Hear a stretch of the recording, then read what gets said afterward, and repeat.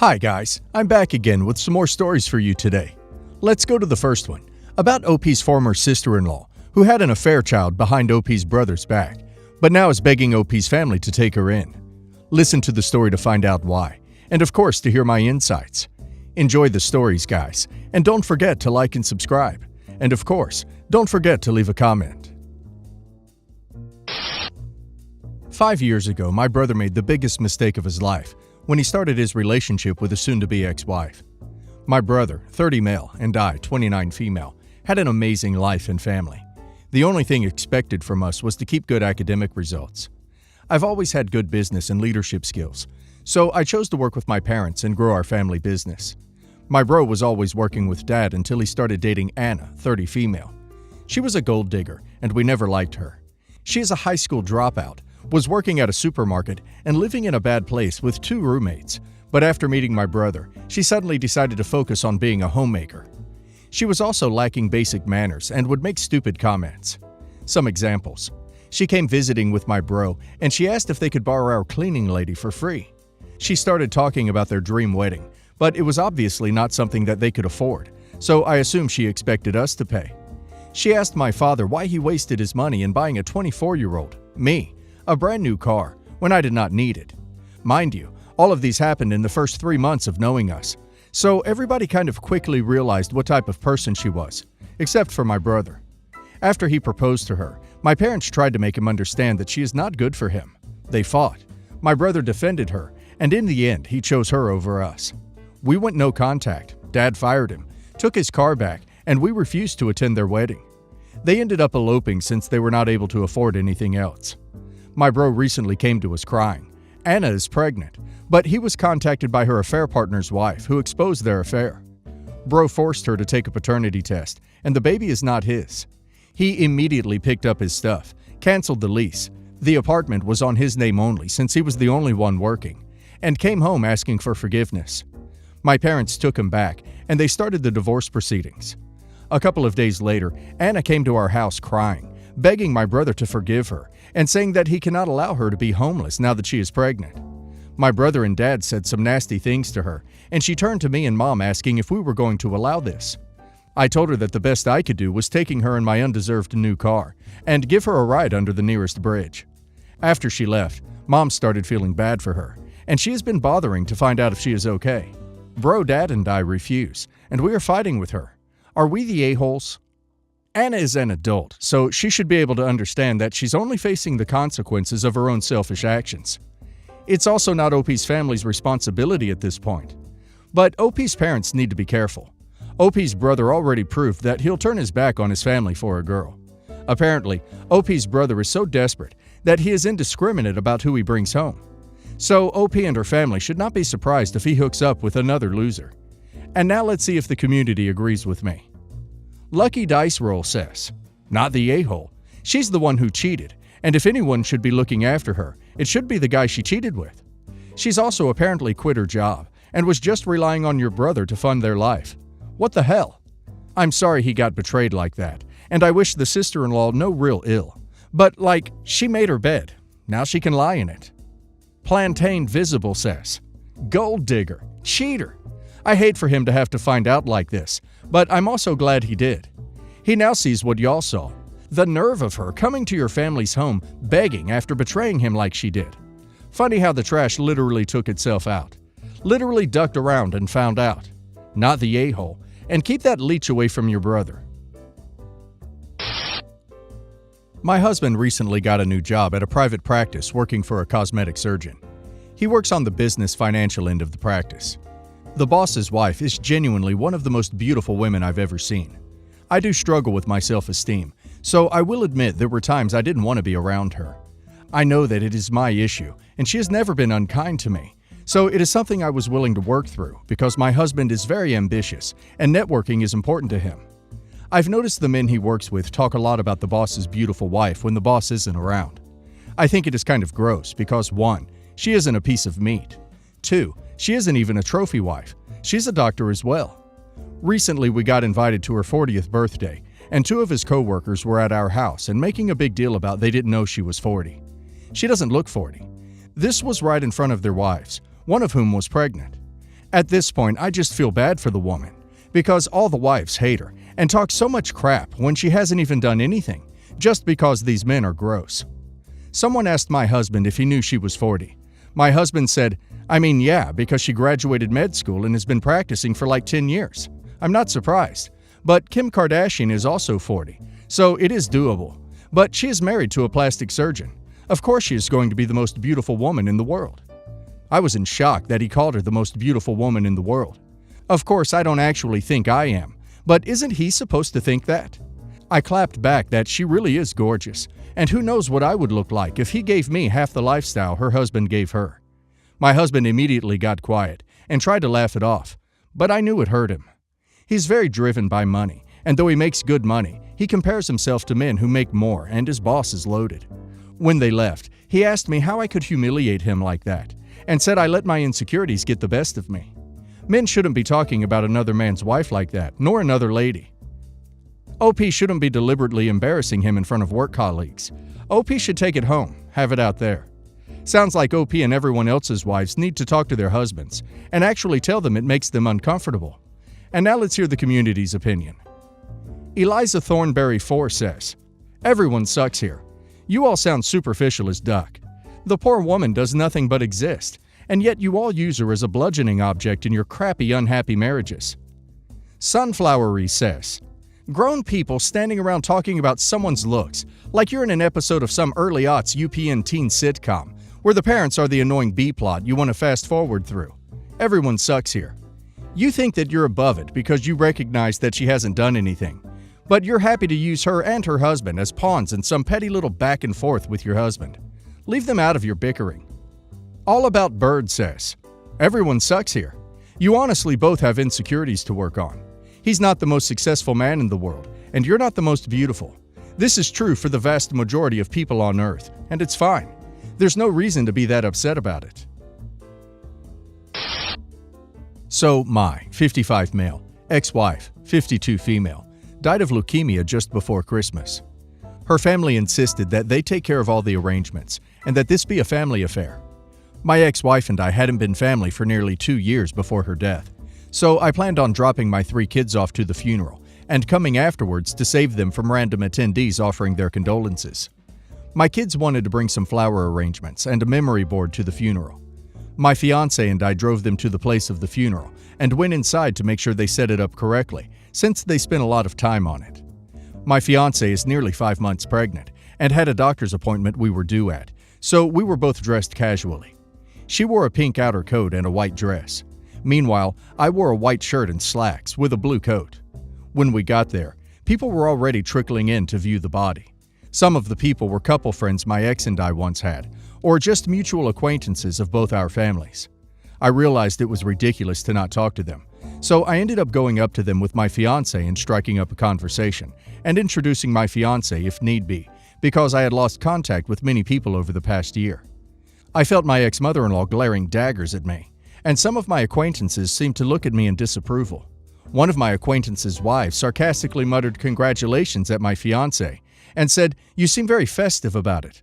I love your jacket, very pink." My fiancé and I left and went to the doctor's appointment, and came back and caught them while some friends still remained to say sorry for your loss. When my fiancé approached my ex-mother-in-law and said, "My condolences," my ex-mother-in-law spun around and said, "How dare you both waltz in with such disrespect?" She started crying and said instead of letting them assume we would celebrate her daughter's death, we had to go all out and show it. She said we looked like we were about to be in a Disneyland commercial. I was very insulted and demanded she apologize to my soon-to-be wife and told her she had to accept that we were going to be a family. Am I the a-hole? It's not like we made an official appearance for the funeral or considered ourselves part of it. If we showed up to the doctors dressed like we were going to a funeral, people would stare. I honestly don't understand why is this even a question for OP. OP is already in the wrong for not wanting to be at the funeral to support his children, who have just lost their mother, and for thinking a funeral is the appropriate time to introduce friends to his new girlfriend. They weren't dressed appropriately, and they disrespected OP's ex-wife's family by treating the solemn affair as a casual get-together. OP sounds terribly immature and selfish. They don't owe OP an apology. OP owes them one. And now let's hear the community's opinion. Elysisticism says, "You're the a-hole. You said you weren't going to the funeral, and then you basically went to part of the funeral because it would be ridiculous to not talk to the people there. Proper attire at the funeral, at least for your ex's family, is black, or at least not casual clothes. Why did you even go inside if you said you wouldn't? This is without mentioning the fact that you left your daughters alone at this very emotional and stressful event. You're their only parent now, and it was your responsibility to be there for them. Reckless Reader says, "You're the a-hole. You don't introduce your new partner to people at your ex-wife's funeral that you weren't even invited to. If you had to drop off the kids, you should have dressed appropriately, gone in without your partner to offer your condolences to the family, and make arrangements for someone to watch the kids and pick up arrangements. Then, when returning, same thing. You alone go in to collect your kids and leave. Rather than demand an apology, you should be the ones apologizing." Stare's Mother Duckley says, "You're the a-hole for wanting to show off your new young trophy wife being pregnant at your ex-wife's funeral. You're 55. The ex was 53. Let me guess. The fiancé is 20. I, 30 female, have a newborn child with my husband, 45 male. We've been together for 6 years, and he has a daughter, 19 female, from a previous relationship with his ex, who I do not like. I love his daughter like my own, but she makes our relationship hard with the things she does. She moved in with us 3 months ago.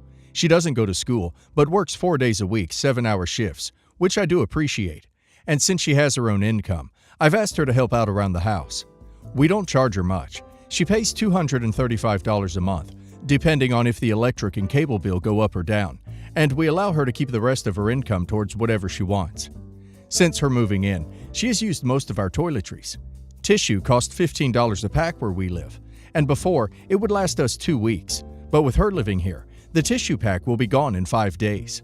Due to this, I asked that she buy her own toilet paper, as well as extra snacks, TV dinners that she would like to eat, and she has done so. She isn't the best housemaid, and she can't keep her room clean. It's cluttered, and she says she will clean and never does. Today, she got in my car, and as I was picking her up from the gym, our daughter was screaming, and she reached back, snapped her fingers, and yelled, "Shut up, I'm tired." I looked at her in shock and told her to watch the way she speaks to my child. She said that she was frustrated and sleep-deprived, and that her crying was overwhelming her. She didn't apologize, and frustrated, I pulled over and told her to get out of my car and to walk the rest of the way home. Once I made it home, I texted and told her if she didn't like the way I ran my household, that she could leave. Paleontologist Dry 889 says, "Not really the a-hole for kicking her out of your car.